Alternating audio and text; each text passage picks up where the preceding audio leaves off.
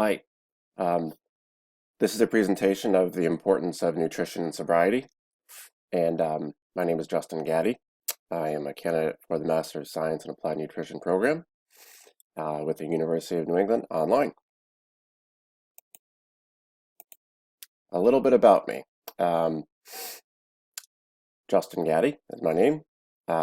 Education, I have an undergrad from Skidmore College in 99 in Spanish and pre-med, and currently I'm working on the Master of Science in Applied Nutrition, and hopefully going to graduate in 2019 this December. I've worked in a variety of different fields in healthcare, um, as a dietary aide for a skilled nursing facility. I'm currently a licensed massage therapist still, and work when I can.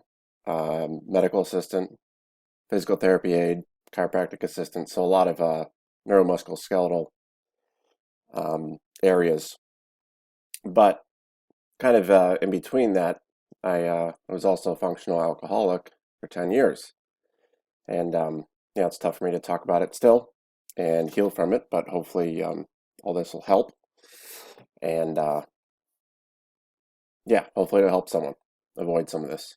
5 years ago, I went to detox rehab. I lived in several sober houses, and I have about little under 3.5 years of sobriety now. So I made this presentation.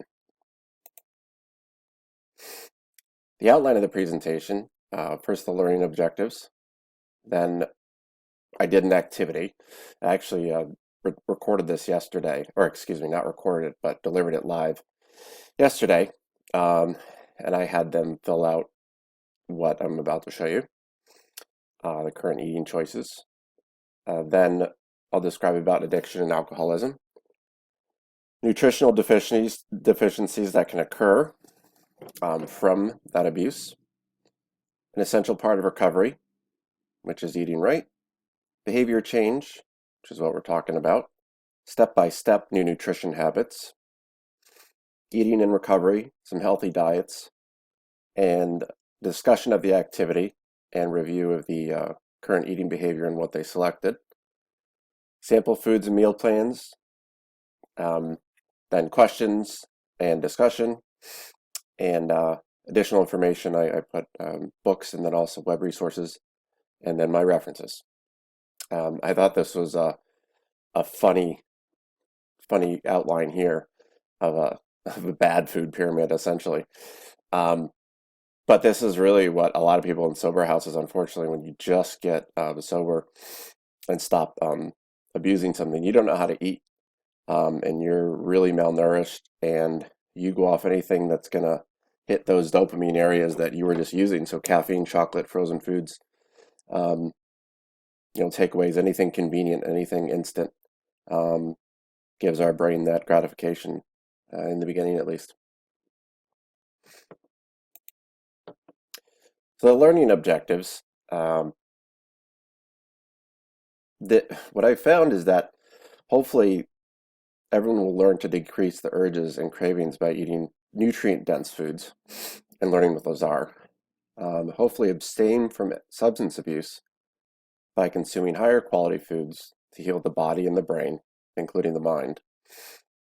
And then learn to adopt healthy eating patterns to help create a healthy, sober lifestyle. And I did have this image from Canada Health, which Professor Kathy shared with us. So I started out with this activity. How do you eat now? Sorry, I don't know how to do this. Essentially, that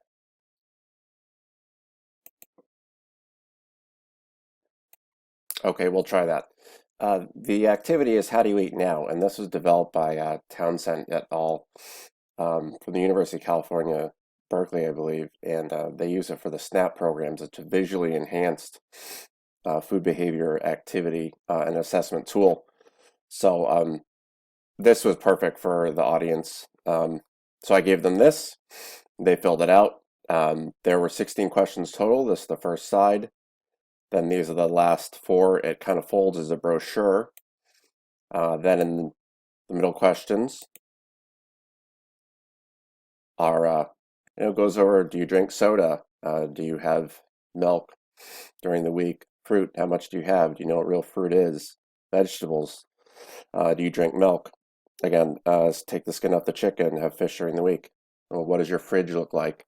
Is it empty? And then how would you rate your eating habits? So I had them fill this out for about, 5 minutes. And then they put it down. And I said, okay, we'll talk about that later.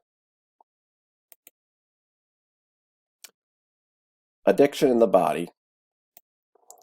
So first we talked about the addiction in the body and how the physical effects of addiction, I reminded them, can cause serious health problems like heart failure, heart disease, liver failure, and kidney damage.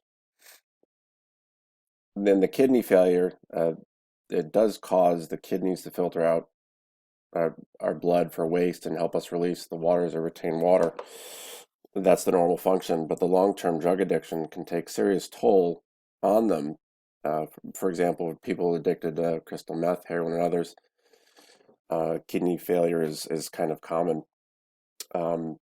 Also in liver failure, alcoholics, I think people know that, but they aren't the only addicts that should be concerned about liver damage and failure. Prescription painkillers like Vicodin and Oxycontin can also damage the liver when habitually used over the years. Also, heart disease or heart failure. The class of drugs known as stimulants includes cocaine, can definitely cause serious damage to the heart. The longer the cocaine addict goes untreated for addiction, the more severe the damage, the research has found. That it also includes other stimulants as well, methamphetamines. Lung damage. So, lung damage, many addicts smoke the drugs to feel the effects. And as we all know by now, smoking anything causes long-term damage to our lungs and increases our risk of cancer. You can see the picture there. Addiction also happens in the brain. It has been found that the abuse can disrupt how the brain functions over long term. And when the brain is not receiving all the nourishment it needs through our food and nutrition, it is not receiving any mixed signals from outside drugs or alcohol. Brain neurons can really properly function and maintain proper balance of the neurotransmitters. These neurotransmitters are common to affect mood and behavior, and they're often linked with drug and alcohol addiction. The common ones are serotonin, endorphins, GABA, and catecholamines, for example, dopamine and norepinephrine. But these neurotransmitters work in the body to relieve pain, control stress, and produce all the reactions needed to shape how you think, act, and feel. And boy, are those all the reasons why people use and abuse and will get caught up in the disease. So the nutrition link is there's also a sugary snack and sugar addiction. So there are a lot of sugary snacks filled with simple sugars that can be consumed after or when trying to quit. The severe fluctuations of glucose levels in the body can occur that can also affect how the body functions and lead to common problems facing and recovering addicts and alcoholics, such as hypoglycemia and adrenal fatigue. The picture is, I thought was interesting, hijacking the brain, which goes into what drugs do to us and how it rewires it and can damage it for a while. But hopefully, with nutrition, we can reverse or at least heal some of the pain that we've caused. There's also addiction in the mind, and I make a distinction between the brain and the mind because the brain I consider as a hardwired feature, something that maybe we were born with, our genetics and all the neurons may be formed also over time and through our life experiences, nature versus nurture. So really the nurture part of it also reinforces what's wired currently. But addiction, alcoholism included, and when I say addiction from now on, I'll include alcoholism addiction. It can produce a lot of awful things in the mind. These are definitions of insanity, and you don't think straight, you get anxiety, Um, I was self-medicating, but because addicts rely on drugs to feel good or to avoid unpleasant withdrawal symptoms, they'll typically wait, they'll typically feel anxious or restless while waiting for the next dose or fix. They'll also experience depression. Depression and other mental health problems are widely known to be risk factors for addiction to drugs and alcohol. So this is the cycle of addiction you see to the left, and these feelings are combined with feelings of guilt or shame related to the addiction. I definitely had that. And it's easy for a clinically diagnosable case of depression to develop from this. So what comes first, the chicken or the egg here? And then there's a lot of paranoia as well. And these are just three of some of the feelings you can have. And many people report strong feelings of paranoia while actively addicted to drugs like cocaine or marijuana. So, what does the average addict eat in sober living? I found this really fascinating, and I laughed when I found it. Um, and this is how I presented it to the group, and we all kind of laughed because this is how we ate. No one taught us how to eat. Um, I once heard a person say, or maybe I read last week or the week before, that an addict's nutrition habits or self-care habits are like teenagers, and that you kind of forget everything as to how to take care of yourself, and that includes eating. So, you're when you just get sober and you detox, you go to maybe a house, you're in an institution, you go to one of these intensive outpatient programs that I'm presenting to at the moment.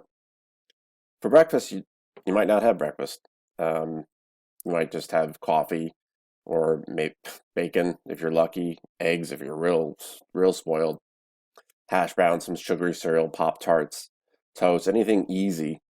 Um, Definitely, luckily I never got into cigarettes, but people smoke a lot to wake up, stimulate them, and then have energy drinks for lunch.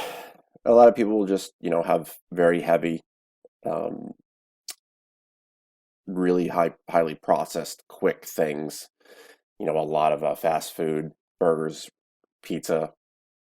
Um, so anything kind of convenient, and they're all missing the essential fruits and vegetables that we need now.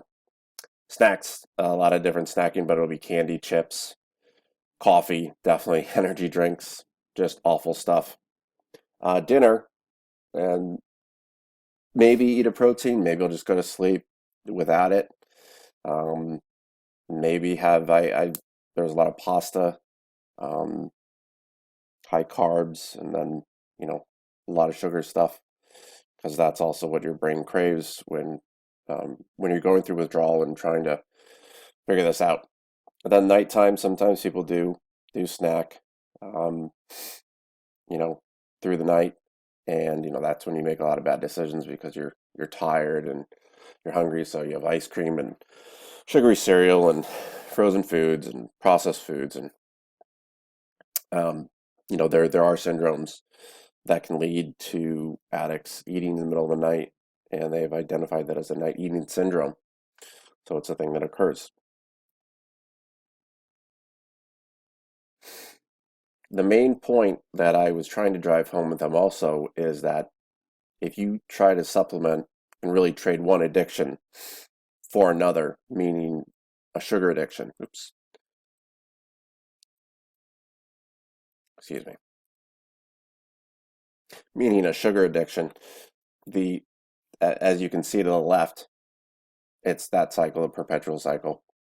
And so I was trying to hit home that poor nutrition is one of the critical risk factors for substance abuse. And if you ignore your diet, then you put yourself at risk for a relapse. And that's the last thing that we would want. If you eat a diet high in junk food, essentially the page before, you may find it more difficult to stay substance free.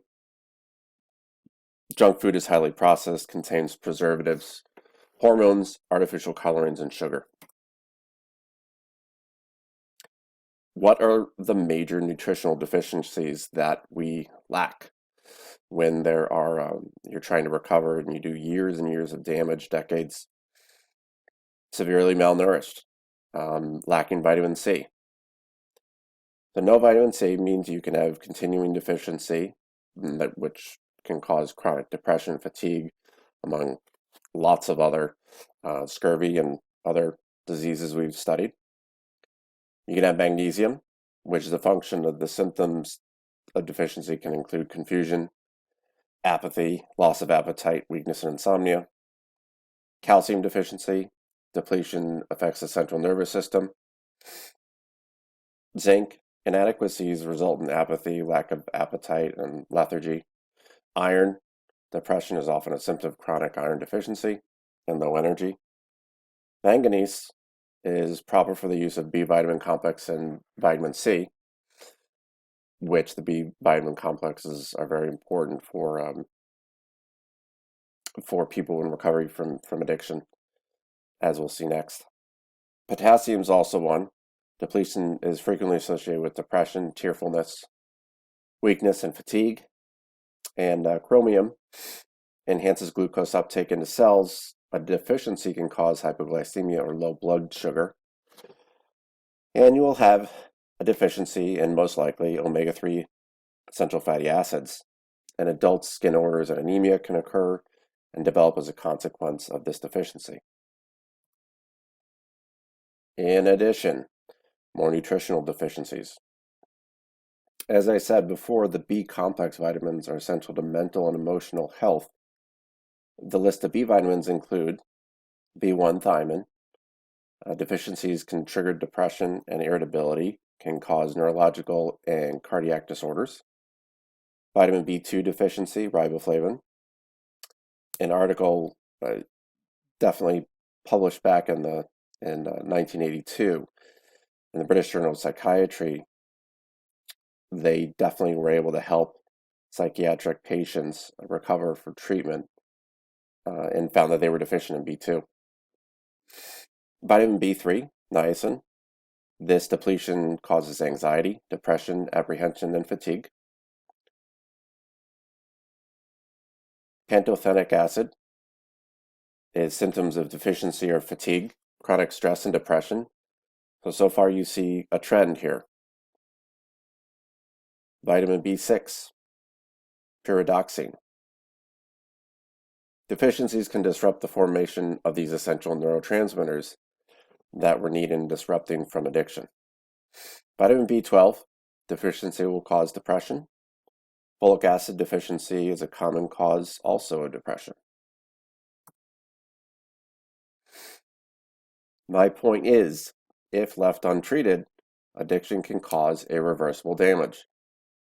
But there is research that if you start reversing the damage by using healthy nutrition, one can heal and possibly prevent relapse. So, nutrition, it's an essential skill in recovery. You have a lot of recovery skills when you're trying to detox off a substance and trying to recover into normal life. These are just some of the main skills to the left, but I was focusing on number 2, so the nutrition part of it. And so I described the proper food and nutrition are essential in a recovery program as they keep the body and brain strong and functioning properly. Most substance abusers need 3 square meals a day with good quality protein, complex carbohydrates, and fats served at every meal, the appropriate fats. And they often need snacks as well, especially during the early stages of recovery. This quote by Dr. Charles Gant was a psychiatrist that followed and worked with inmates recovering from substance abuse. And he said the following several years ago: people become better much quicker with far fewer symptoms and stay drug-free much longer when they follow good principles of nutrition. That is big. So the first thing you want to do is really establish a healthy eating routine. And that's really important for people in recovery because you didn't know how to take care of yourself. So it's crucial to develop this foundation of good eating, eating at regular times and amounts.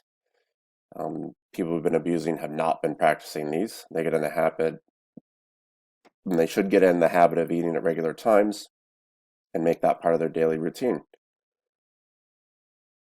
Well, and people, like we discussed before, who abuse alcohol and drugs struggle with depression, and particularly when they've stopped, also because they're not self-medicating anymore. So, following this regular dietary pattern and habit can it's been found that it can help mitigate these mood swings or depression swings or lows or highs, which can help protect their sobriety. Can also help protect depression, and it can stave off cravings. Depression can leave you wanting more sometimes to feel numb, and that's not a healthy thing. And the essential reason is many alcohol abusers and drug abusers self-medicate to deal with the emotions they can't handle. That was my situation. And when there's emotional distress, they reach for the drug or the drink, and they're much more likely to do that if they are hungry or malnourished. So, eating and recovery guidelines. Well, this is by my plate. I made it simple. I made it childish because that's what we are, meaning recovering addicts and alcoholics. We didn't know how to eat, and I wanted to make it simple. So I described the USDA's My Plate and how that replaced the food pyramid years ago as a guide to reference, ideas and recipes and regular meals healthy throughout the day. I recommended the 3 main meals a day as that habit, and then 2 to 3 snacks in between as well, nuts, fruits, berries, and then obviously to increase their fresh fruits and vegetables, eat foods made of whole grains, eat more beans and grain products, and limit the amount of red meat eaten. Also hydrate, drink an adequate amount of water each day. So I said in general, 8 ounce glasses of water every day. Very dehydrated, and then diluted. The electrolytes will get out, and they'll be pretty deficient in a lot of things. So hydration is important. It'll also stave off cravings. And then trying to switch to decaf coffee and herbal teas to decrease the caffeine intake.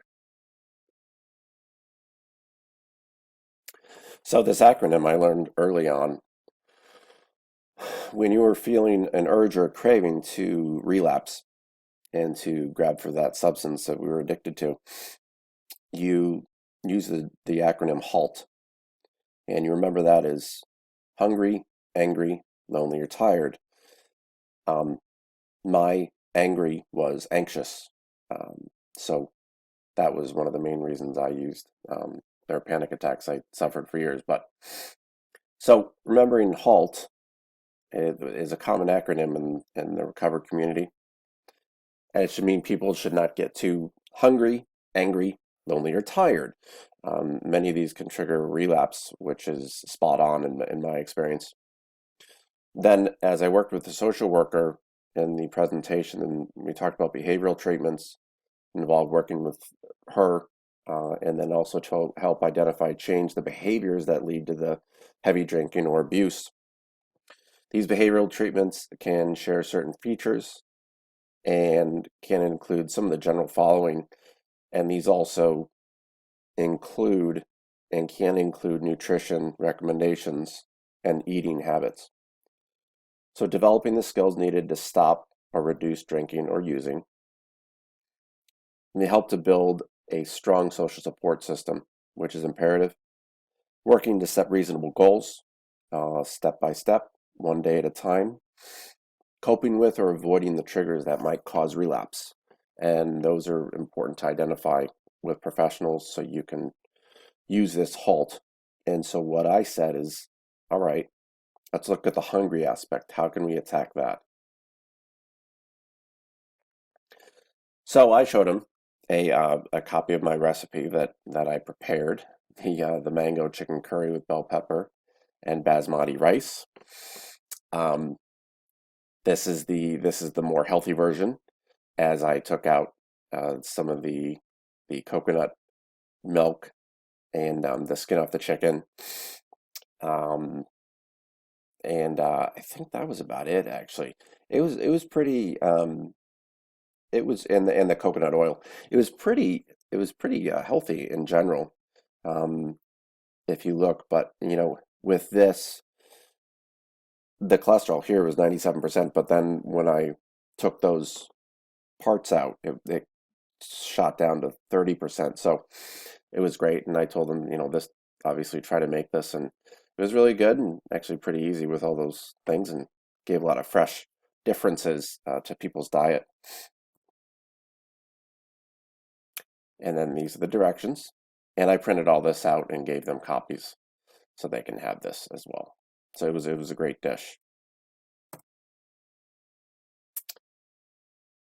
I also gave them a sample meal plan, which I adapted from the references, and kind of an ideal, and tried to also tell them that whole plant foods are cheap compared to, for example, meat and cheese.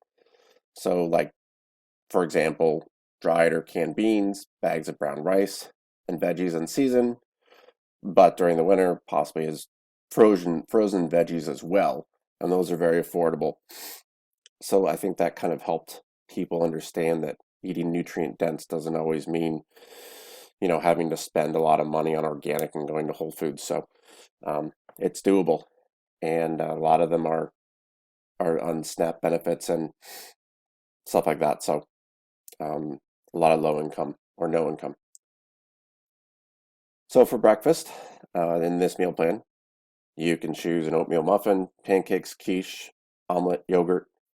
For lunch, sandwiches, salads, soups. For dinner, soups, chowders, rice and beans, chicken, vegetables, tortillas, lasagna, vegetables. Um, and for snacks, you can have yogurt, fruit, oatmeal, cookies, custard. Now, some of these choices may not be ideal for different things and for us in perfection seeking nutrition, but for example, lasagna and some sandwiches and stuff, but and muffins. But to get, for example, a highly malnourished addict who is so skinny and frail and needs calories and needs some fat and needs some carbs, I think the doctor would generally recommend this until they get to their normal weight, and maybe their blood values are normal, and then they can progress to kind of leaning this out. Then I did another sample meal plan. So if you didn't like the first one, you can have this one as just an example. So for breakfast, this is a little better, a little more complex. A fruit smoothie with mixed frozen berries, banana, spinach, unsweetened Greek yogurt, flax seeds, unsweetened almond milk. Um, and they sell those locally. I just bought one last week, which is great. It was a whole mix already frozen, all that. Um, all the berry, spinach, banana, kale. It was great. Then you can have an AM snack a couple hours later, piece of cinnamon toast if you'd like, spread with whole grain bread, almond butter, or had the avocado spread, which is awesome, or hard boiled egg. It gives them lots of nutrients. For lunch, you have a large plate of mixed raw veggies, topped with tuna or chicken salad, lentil soup, or other bean or grain soup. And for an PM snack, a piece of fruit, string cheese, handful of nuts, really to kind of keep you going until dinner, so you don't have any lows. Dinner, well, you can try some quinoa, another whole grain, a good piece of salmon, fish, some asparagus, or other cooked vegetables, and a green salad topped with pine nuts or other nut seeds and berries. and that's great. And then for a snack, you can have I put in a bowl of frozen cherries, but you can do anything you'd like. So there are some possible barriers we talked about. Um, Possible barriers to eating better and getting to these points of healthy eating for a recovering person. Number one was educating people on the importance of nutrition, which hopefully I tried to start yesterday. Another access is transportation. If they have a car, if they don't, if they're able to get to the store. My example was I lived in Boston for 3 years and did not have a car. So I had to rely on the public transportation, and there were only certain food stores that were available to me and a lot of food deserts. So it was difficult, more difficult. Also, access to affordable food. So that could be challenged as well. If you just have corner stores or markets, um, or don't know what the affordable food is, that can be difficult. And finances. I recommended if they don't have SNAP benefits to, and then what SNAP is, to maybe apply for it to see if they qualify, because that can help them out as a supplement to their regular food budget. Then educating them and knowledge. So that could be another barrier if they don't know what to buy. If they don't know, they don't have enough resources. So how to cook recipes, how to prepare things. But people shared some interesting recipes yesterday and told me how to make some plain pancakes and banana ones, and it was good. And then if there are medical or psychological issues preventing them from understanding this or physically getting there. So those are just some barriers for this audience. So at this point, we took back out that survey, a discussion of food behaviors checklist. And so we got it out, and I said, well, what questions surprised you the most? And really, a lot of them did not. They drank a lot of soda. They drank different things. Really, everyone. So question three, yes, drink a lot of regular soda, drink fruit drinks. Um, don't really have any vegetables or fruits.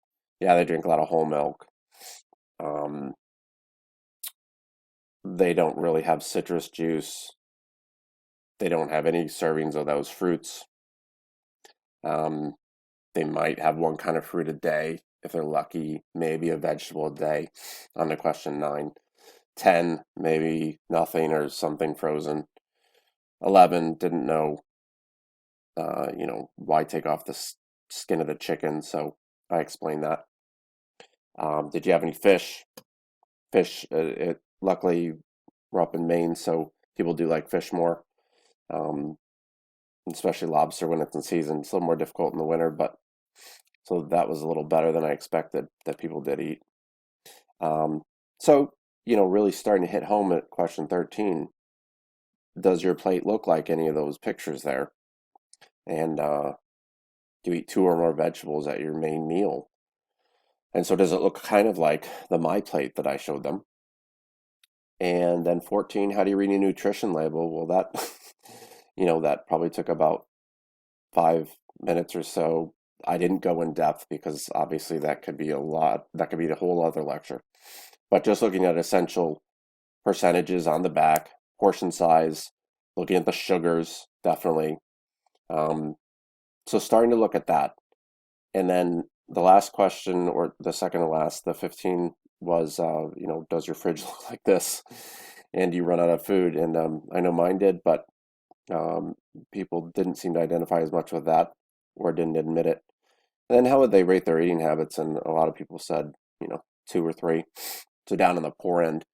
But now that they know, what could improve your habits, well, they started asking questions such as, well, I drink Coca-Cola and it really satisfies my cravings, but how can I reduce that? And so we said, substitute it out, or I said, substitute it out with some fresh fruits, um, or you can dilute it to start, because you have a catch on this because if you have a craving and you're eating ice cream or candy, it is, in my opinion, better than relapsing and going back and using heroin or drinking yourself to death or in a stupor. So it's kind of a trade-off, and you have to look at the healthier option when it comes to abuse and addiction.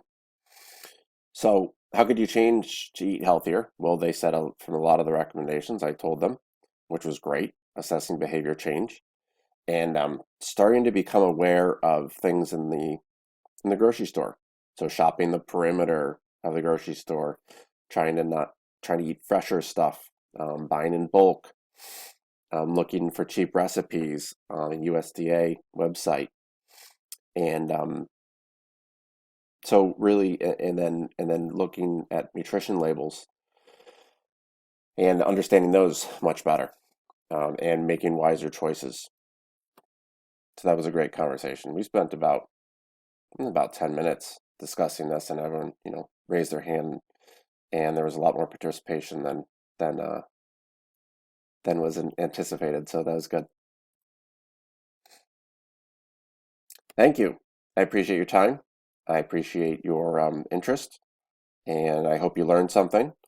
Well, maybe you can take at least one thing away. And if there are any more questions, and I kind of stayed a little bit later and just sat around after the break, and if there are some more random questions, I understood them, and a lot of them were medical though because people were sick. So I said, listen to your doctor. If they have you on a specific diet or eating specific things, listen to that. Don't. These are just general recommendations I gave you today, but listen to your, get healthy first. So, and thank you.